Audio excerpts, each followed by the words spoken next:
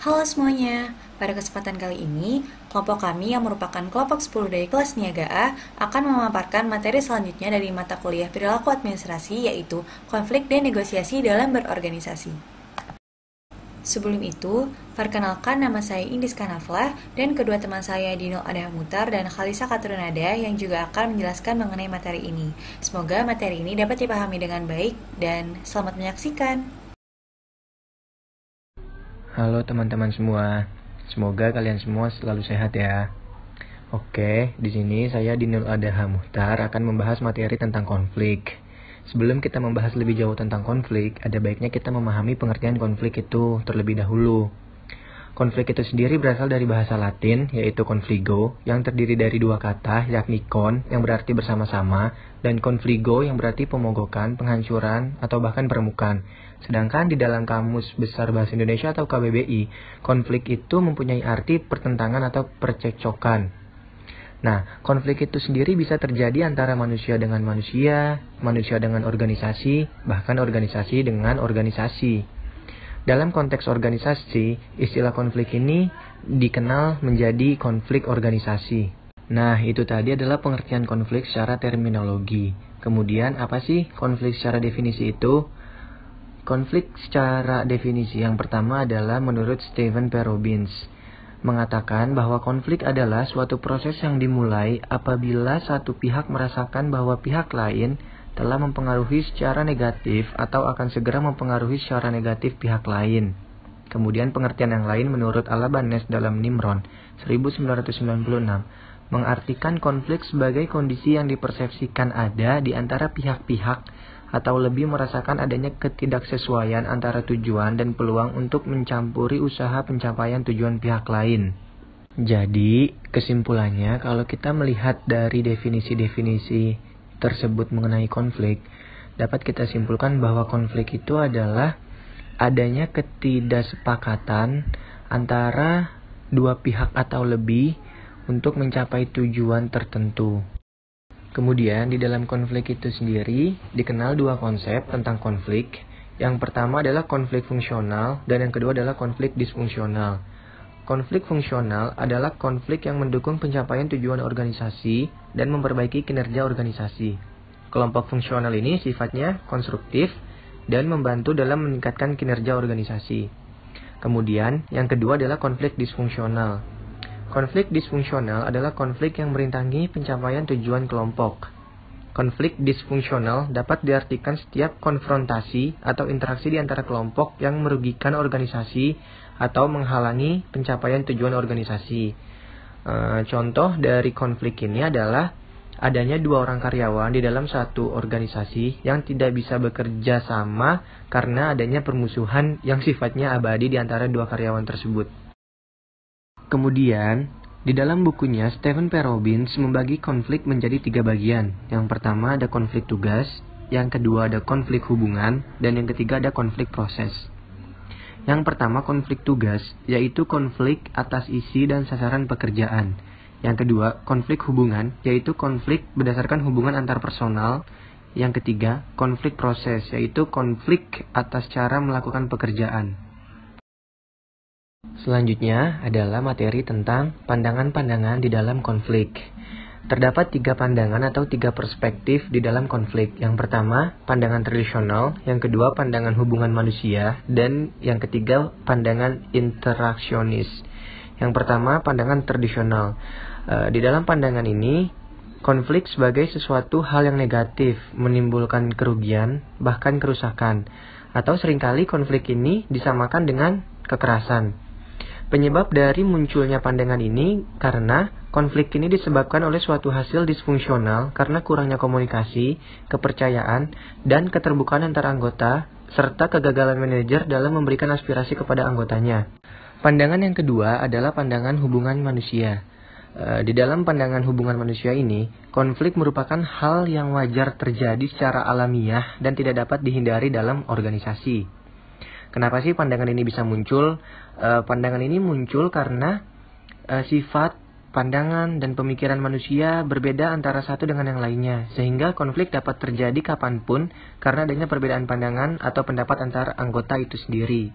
Pandangan yang ketiga adalah pandangan interaksionis. Di dalam pandangan ini mengatakan bahwa konflik merupakan sesuatu hal yang sangat dibutuhkan di dalam organisasi. Apa sih yang menjadi alasan bahwa di dalam pandangan interaksionis ini konflik adalah sesuatu yang dibutuhkan? Karena organisasi akan berkembang jika melakukan inovasi dalam meningkatkan kinerja organisasi. Dan inovasi itu dapat ditemukan dengan adanya konflik. Selanjutnya, saya akan menjelaskan tentang lesai konflik, yaitu cara lain untuk memahami konflik adalah dengan mempertimbangkan lokusnya atau kerangka kerja di mana konflik terjadi. Di sini juga ada jenis-jenis konflik atau tipe-tipe dasar konflik. Yang pertama ada dyadic konflik, adalah konflik yang terjadi antara dua orang. Kedua, ada intra-group konflik atau konflik dalam kelompok, terjadi dalam suatu kelompok atau tim. Maksudnya terjadi antar individu yang berbeda dalam suatu kelompok. Yang ketiga ada intergroup konflik atau konflik antar kelompok yang terjadi antar kelompok atau tim. Konflik ini bersifat kolektif, seperti organisasi, yaitu konflik yang terjadi antar unit organisasi yang bersifat struktural maupun fungsional. Contohnya, konflik antara bagian pemasaran dengan bagian produksi. Untuk memberikan wawasan tentang variabel-variabel potensial yang dapat dikendalikan, maka kita perlu tahu proses konflik agar kita membuat konflik menjadi seproduktif mungkin. Nah, berikut ini merupakan rangkaian dari proses konflik. Proses konflik terdiri dari 5 tahap. Tahap pertama yaitu pertentangan yang berpotensial atau ketidaksesuaian. Tahap kedua, kesadaran dan personalisasi. Tahap 3, niat. Tahap keempat, perilaku. Tahap kelima adalah hasil. Selanjutnya, yuk kita bahas tahapan konflik satu persatu. Tahap pertama adalah munculnya kondisi yang memberi peluang terciptanya konflik. Kondisi-kondisi tersebut juga bisa dianggap sebagai sebab atau sumber konflik. Kami di sini mengelompokkan kondisi menjadi 3 kategori umum. Pertama ada komunikasi, struktur, dan variabel pribadi. Nah, untuk komunikasi dulu ya. Komunikasi dapat menjadi sumber konflik. Di sini ada kekuatan yang berlawanan yang muncul dari kesulitan semantik, kesalahpahaman, dan kebisingan di saluran komunikasi. Faktor-faktor tersebut dan beberapa informasi yang tidak memadai dapat menjadi penghambat komunikasi dan potensi awal mulai terjadinya konflik. Potensi konflik juga ditemukan meningkat dengan terlalu sedikit atau terlalu banyak komunikasi. Komunikasi yang baik akan berfungsi sampai batas tertentu. Setelah itu, dimungkinkan untuk berkomunikasi berlebihan akan meningkatkan potensi konflik. Kedua, struktur. Dalam konteks ini mencangkup variabel seperti ukuran kelompok, tingkat spesialisasi dalam tugas yang diberikan kepada anggota kelompok, kejelasan yurisdiksi, kompatibilitas tujuan anggota, gaya kepemimpinan, sistem penghargaan, dan tingkat ketergantungan antar kelompok. Semakin besar kelompok dan semakin terspesialisasi kegiatannya, semakin besar kemungkinan konflik. Kepemilikan dan konflik terkait terbalik. Artinya, semakin lama seseorang tinggal dengan suatu organisasi, semakin kecil kemungkinan konflik itu terjadi. Oleh karena itu, potensi konflik paling besar ketika anggota kelompok lebih baru dari organisasi dan ketika turnover tinggi. Kategori terakhir yang berpotensi menjadi sumber konflik adalah variabel pribadi, yang mencangkup kepribadian, emosi, dan nilai-nilai. Orang yang memiliki sifat kepribadian yang tidak setuju, neurotisme, dan swamonitor lebih cenderung untuk lebih sering bergaul dengan orang lain dan bereaksi buruk ketika terjadi konflik. Emosi dapat menyebabkan konflik, bahkan ketika emosi tidak diarahkan pada hal lainnya. Sebagai contoh, seorang karyawan yang terkena macet di pagi hari memiliki emosi yang naik, sehingga menyebabkan dia menjadi marah. Hal ini dapat membawa kemarahan itu ke dalam hari kerjanya saat itu juga, yang dapat menghasilkan pertemuan yang penuh ketegangan. Tahap kedua adalah koneksi dan personalisasi. Tahap ini penting karena masalah konflik cenderung didefinisikan, di mana para pihak memutuskan konflik itu tentang apa. Seperti yang kami catat dalam definisi kami tentang konflik sebelumnya, satu atau lebih pihak harus menyadari bahwa konflik sebelumnya ada dan disebabkan oleh apa. Namun, hanya karena ketidaksepakatan adalah konflik yang dirasakan, tidak berarti itu dipersonalisasi. Tahap kedua konflik mulai dirasakan adalah keterlibatan dalam sebuah konflik yang menciptakan kecemasan, ketegangan, frustasi, atau rasa bermusuhan. Emosi memainkan peran utama dalam membentuk persepsi. Konflik yang dipersepsi adalah kesadaran oleh satu atau lebih pihak akan adanya kondisi-kondisi yang menciptakan peluang munculnya konflik. Definisi konflik penting karena menggambarkan sekumpulan kemungkinan penyelesaian. Sebagian besar bukti menunjukkan bahwa orang cenderung default untuk strategi kooperatif dalam interaksi interpersonal, kecuali ada sinyal yang jelas bahwa mereka dihadapkan dengan orang yang kompetitif. Tahap ketiga, niat. Niat mengintervensi antara persepsi dan emosi orang dengan perilaku terbuka mereka. Itu adalah keputusan untuk bertindak dengan cara tertentu. Ada perbedaan antara niat dan perilaku, sehingga perilaku tidak selalu secara akurat mencerminkan niat seseorang. Dengan menggunakan dua dimensi, yaitu pertama, ketegasan atau tingkat di mana salah satu pihak berupaya untuk memuaskan keprihatinannya sendiri.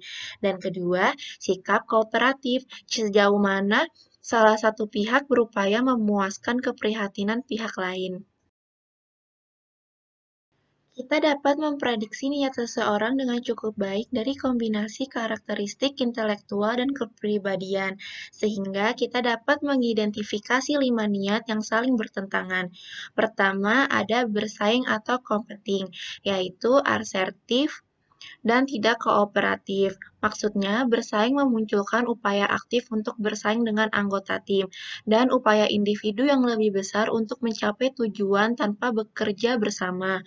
Kedua, ada kolaborasi atau collaborating, yaitu tegas dan kooperatif. Maksudnya, upaya kolaborasi menciptakan penyelidikan berbagai solusi dengan anggota tim lainnya, dan berusaha menemukan solusi yang memuaskan semua pihak sebanyak mungkin.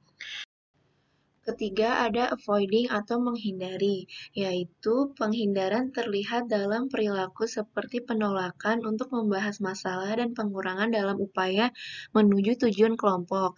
Keempat, ada accommodating atau akomodatif, yaitu orang yang mengakomodasi menempatkan hubungan mereka di depan masalah dalam konflik, tunduk pada pendapat orang lain, dan kadang-kadang bertindak sebagai subkelompok dengan mereka sendiri.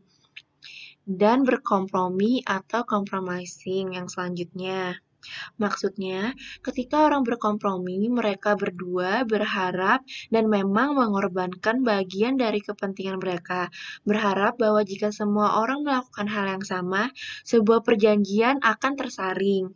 Niat sifatnya tidak selalu tetap. Selama konflik, niat dapat berubah jika suatu pihak dapat melihat sudut pandang pihak lain atau merespon secara emosional terhadap perilaku pihak lain. Tahap keempat adalah perilaku atau behavior, yaitu proses dinamis interaksi. Pada tahap ini, konflik mulai terlihat jelas dan biasanya merupakan upaya untuk menyampaikan maksud dari masing-masing. Setiap tahap perilaku dalam konflik dibangun di atas dasar. Pada titik terendah adalah persepsi, kesalahpahaman, dan perbedaan pendapat. Ini dapat tumbuh menjadi bentuk-bentuk ketegangan yang halus, tidak langsung, dan sangat terkontrol, seperti seorang siswa yang menentang titik yang telah dibuat oleh instruktur. Konflik dapat meningkat hingga menjadi sangat merusak, seperti pemogokan, kerusuhan, dan perang jelas jatuh dalam kisaran seperti ini. Tahap kelima adalah hasil atau outcomes, yaitu aksi-reaksi interaksi antara pihak yang berkonflik menciptakan konsekuensi atau hasil. Hasil ini mungkin berfungsi jika konflik meningkatkan kinerja grup, atau disfungsional jika menghalangi kinerja. Maksud dari hasil fungsional yaitu konflik bersifat konstruktif ketika meningkatkan kualitas keputusan, merangsang kreativitas dan inovasi, mendorong minat dan keingintahuan di antara anggota kelompok, menyediakan media untuk masalah yang ditayangkan, dan ketegangan dilepaskan, dan mendorong evaluasi diri dan perubahan. Konflik ringan juga dapat menghasilkan emosi yang memberi energi, sehingga anggota kelompok menjadi lebih aktif dan terlibat dalam pekerjaan mereka. Diskusi terbuka yang berfokus pada tujuan tingkat tinggi dapat membuat hasil fungsional lebih mungkin terjadi. Yang kedua, hasil disfungsional, yaitu konsekuensi destruktif dari konflik terhadap kinerja kelompok atau organisasi pada umumnya diketahui. Maksudnya, oposisi yang tidak terkendali menimbulkan ketidakpuasan, yang bertindak untuk membubarkan ikatan umum dan akhirnya mengarah pada kehancuran sekelompok. Sejumlah besar literatur mendokumentasikan bagaimana konflik disfungsional dapat mengurangi efektivitas kelompok, dan hasil atau konsekuensi yang tidak diinginkan berupa komunikasi yang buruk, pengurangan keterpaduan kelompok, dan subordinasi tujuan kelompok dengan keunggulan pertikaian di antara anggota. Ketika diskusi aktif berubah menjadi konflik terbuka di antara anggota, maka pembagian informasi di antara anggota berkurang secara signifikan.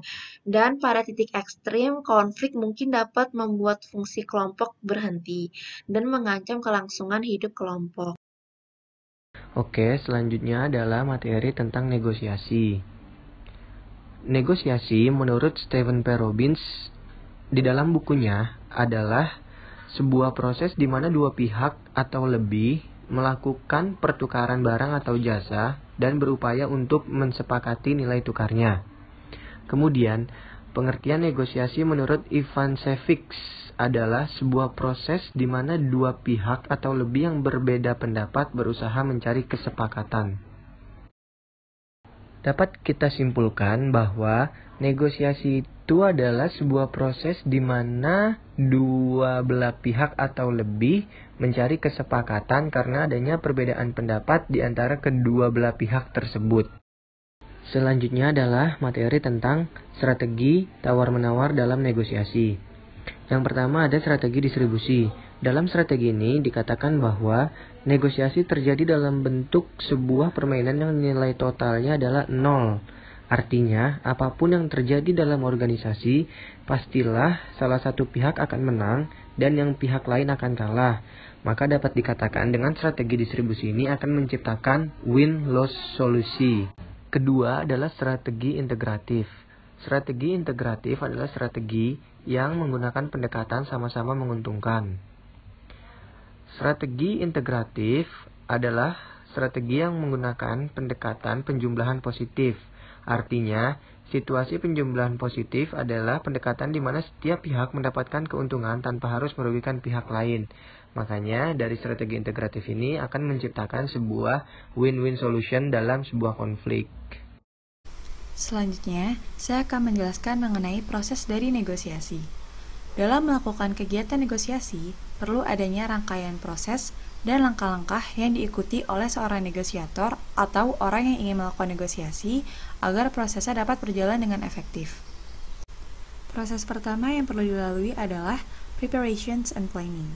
Proses ini merupakan langkah paling penting dari kegiatan negosiasi.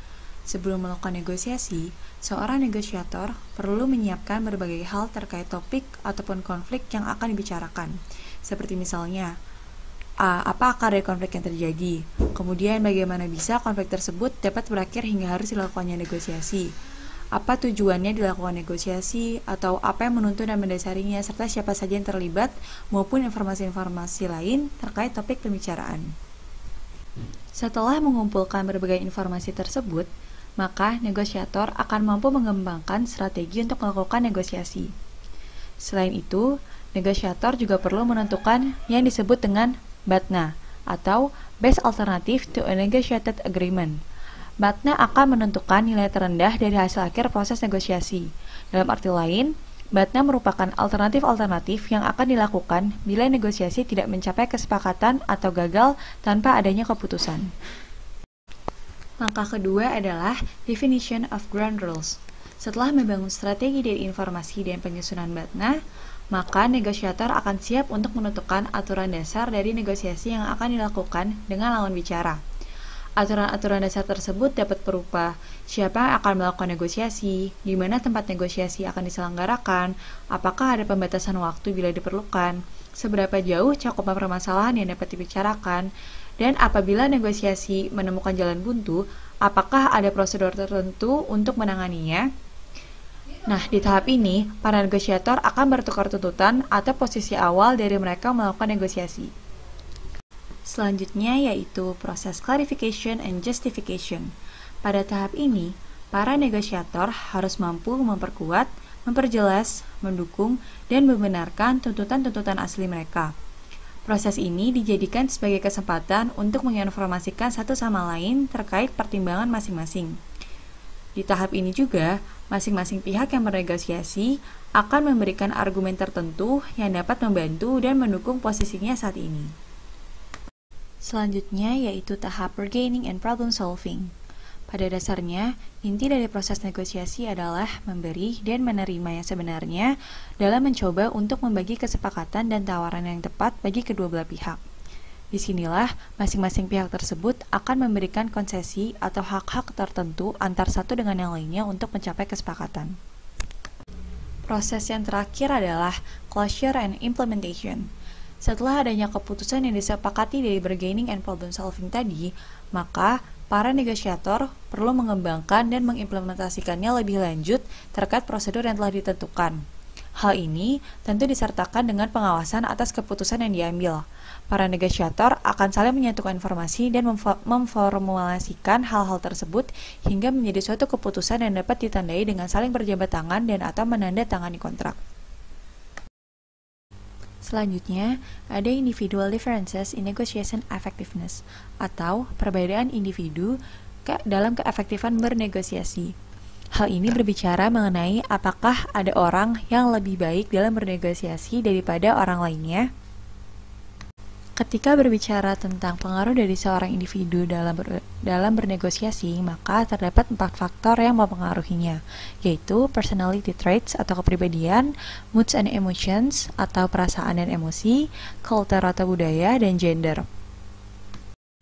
Yang pertama, ada personality traits in negotiations atau kepribadian dari seseorang. Kepribadian di negosiasi sebenarnya cukup berkaitan, namun tidak terlalu. Hal ini mengacu kepada bagaimana kita dapat memprediksi strategi lawan jika kita mengetahui sesuatu tentang kepribadiannya. Banyak orang yang berpikir bahwa individu yang bersifat kooperatif, patuh, baik hati, dan tidak menyukai konflik akan lebih mudah untuk dimangsa saat melakukan kegiatan negosiasi. Namun pada nyatanya, secara keseluruhan, hal tersebut lemah kaitannya dengan hasil dari negosiasi yang disepakati. Di balik itu, terdapat hal yang secara konsisten berhubungan dengan hasil negosiasi, yaitu efikasi diri. Efikasi diri merupakan kepercayaan seorang individu akan kemampuannya untuk sukses dalam melakukan sesuatu. Individu yang percaya bahwa mereka akan berhasil dalam negosiasi cenderung akan lebih melakukannya dengan lebih efektif. Hal ini karena kemungkinannya yang kecil untuk mundur dari posisi mereka saat bernegosiasi. Selain itu, kepercayaan diri yang dimiliki ini juga dapat secara tidak langsung berdampak untuk mengintimidasi lawan bicaranya. Faktor kedua adalah moods or emotions in negotiations, atau emosi dan perasaan dalam negosiasi. Hal ini membicarakan mengenai suasana hati dan emosi seseorang yang dapat mempengaruhi jalannya proses negosiasi.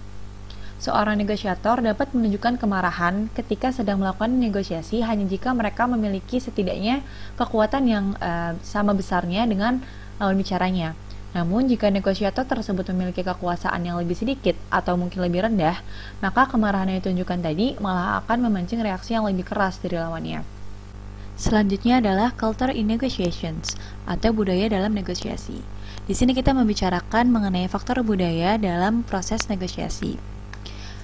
Secara umum, kegiatan negosiasi yang dilakukan akan lebih efektif apabila dilakukannya antara mereka yang memiliki budaya yang sama.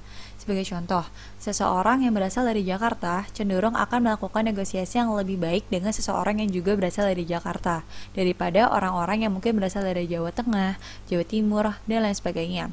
Hal ini karena adanya kesamaan nilai budaya atau kemiripan nilai budaya yang dianut dari kedua orang tersebut. Cukup jelas bahwa pria dan wanita bernegosiasi secara berbeda. Pria dan wanita bahkan akan diperlakukan secara berbeda oleh mitra negosiasinya. Perbedaan ini akan mempengaruhi hasil dari negosiasi. Stereotip yang populer adalah bahwa wanita lebih kooperatif dan menyenangkan dalam negosiasi daripada pria. Meskipun ini cukup kontroversial, ada beberapa manfaatnya. Pria cenderung menempatkan nilai lebih tinggi pada status, kekuasaan, dan pengakuan, sedangkan wanita cenderung menempatkan nilai lebih tinggi pada belas kasihan. Selain itu, perempuan cenderung lebih menghargai hasil hubungan daripada laki-laki, dan laki-laki juga cenderung lebih menghargai hasil ekonomi daripada perempuan. Perbedaan-perbedaan ini mempengaruhi perilaku negosiasi dan hasil negosiasinya. Dibandingkan dengan pria, wanita cenderung berperilaku kurang asertif, kurang mementingkan diri sendiri, dan lebih akomodatif. Dapat dilihat bahwa wanita lebih enggan untuk memulai negosiasi, dan ketika mereka melakukan negosiasi, mereka cenderung meminta hasil yang lebih sedikit dan lebih bersedia untuk menerima tawaran dari mitra negosiasinya. Kemudian, ada negotiating in social context atau negosiasi dalam konteks sosial. Dalam bernegosiasi, akan sangat memungkinkan bahwa negosiasi tersebut dilakukan lebih dari satu kali dengan pihak atau mitra yang sama. Hal inilah yang kemudian mengatakan bahwa terdapat komponen sosial dalam bernegosiasi. Faktor-faktor sosial yang berkaitan dengan negosiasi adalah reputasi dan hubungan. Yang pertama adalah reputasi. Reputasi memiliki arti bagaimana orang lain melihat atau berpikir tentang seorang individu. Dalam negosiasi, membangun sebuah citra dapat dipercaya merupakan hal yang sangat penting. Cara paling tepat untuk membangun kepercayaan ini adalah dengan bersikap jujur dalam berbagai kesempatan bernegosiasi. Dengan begitu, pihak lawan akan merasa lebih terbuka untuk menentukan keputusan yang menguntungkan kedua belah pihak.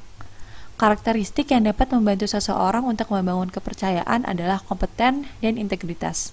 Dengan karakteristik ini, maka seorang negosiator dapat membentuk reputasi yang baik dalam dirinya. Individu yang memiliki reputasi baik cenderung lebih memiliki banyak relasi untuk bernegosiasi. Kemudian ada relationship atau hubungan. Terdapat hal yang lebih dari hanya sekedar reputasi. Komponen interpersonal dalam suatu hubungan untuk melakukan negosiasi yang berulang akan menuntut mereka untuk mengartikan nilai lebih yang terbentuk antar individu. Mereka juga akan cenderung memikirkan jalan apa yang terbaik untuk lawan bicaranya serta hubungan secara keseluruhan. Negosiasi yang berulang dapat membuat para negosiator untuk melihat lawan bicaranya secara lebih personal dari waktu ke waktu, hingga memunculkan rasa keterikatan yang lebih emosional.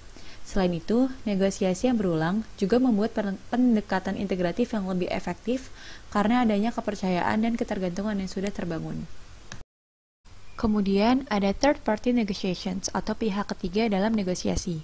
Pihak ketiga terkadang diperlukan ketika proses negosiasi tidak mencapai kesepakatan atau hanya menemui jalan buntu, sehingga tidak dapat diselesaikan. Dalam hal ini, para negosiator dapat beralih ke pihak ketiga untuk membantu mereka dalam menemukan solusi yang tepat. Terdapat 3 peran dari pihak ketiga, yaitu mediator, arbitrator, dan konsiliator. Mediator merupakan pihak ketiga yang bersifat netral dan berusaha memberikan alternatif, alasan, dan lain halnya kepada dua pihak yang sedang bernegosiasi agar dapat menemukan jalan keluar. Dalam arti lain, mediator berperan sebagai saluran komunikasi antara dua pihak yang sedang bernegosiasi dengan memberikan pertimbangan-pertimbangan lain agar keduanya dapat akhirnya mencapai keputusan. Sedangkan arbitrator dapat diartikan sebagai pihak ketiga yang memiliki kewenangan untuk memutuskan kesepakatan antara pihak yang bernegosiasi namun tidak menemukan jalan keluar. Yang terakhir adalah pihak ketiga sebagai konsiliator. Pihak ketiga sebagai konsiliator memiliki pengertian yang hampir sama dengan mediator. Namun, konsiliator lebih dari sekedar saluran komunikasi saja. Ia dapat mengambil peran dalam proses negosiasi, seperti misalnya ikut dalam pencarian fakta dan menafsirkan pesan. Sekian presentasi dan pemaparan dari kami. Kurang lebihnya mohon maaf. Semoga video ini dapat bermanfaat ya bagi kalian semua. Terima kasih.